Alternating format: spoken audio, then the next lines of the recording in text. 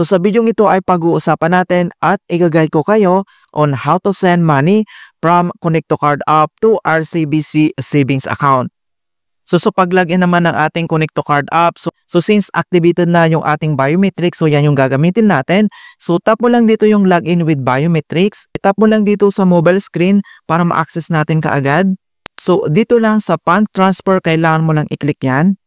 Next step ay kailangan mo lang i-select dito yung enter bank transfer na makikita lang dito sa right corner. So kailangan mo lang i-click yan.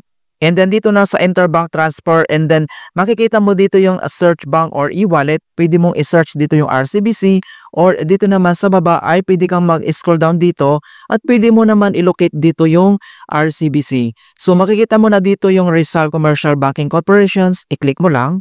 So next, makikita mo dito yung account, i-click mo lang yung arrow na yan.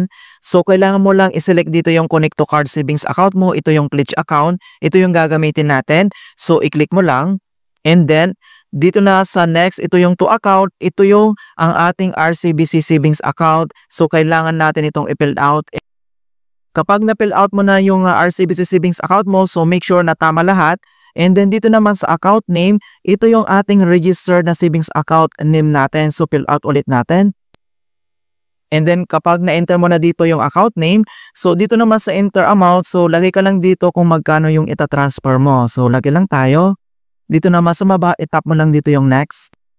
Before you proceed, so please review your transaction details. So, and then remind ko lang guys, may bayad po dito na 12 pesos yung transaction fee. And then kapag okay na, then itap mo lang dito sa baba yung proceed. And then, kailangan natin i-enter dito yung 6-digit MPIN code ng ating Connect to Card account. So, enter lang natin. Ayan, so processing na siya, and then kailangan natin itong hintayin. Okay? So makikita mo na dito na enter back fund transfer. So yung status niya is nakapending pa. So kailangan natin itong hintayin na mag-success.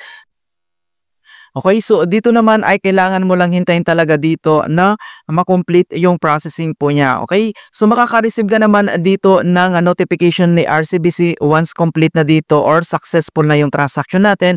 Same naman dito sa ating Connect to Card, makaka-receive ka din dito ng notifications.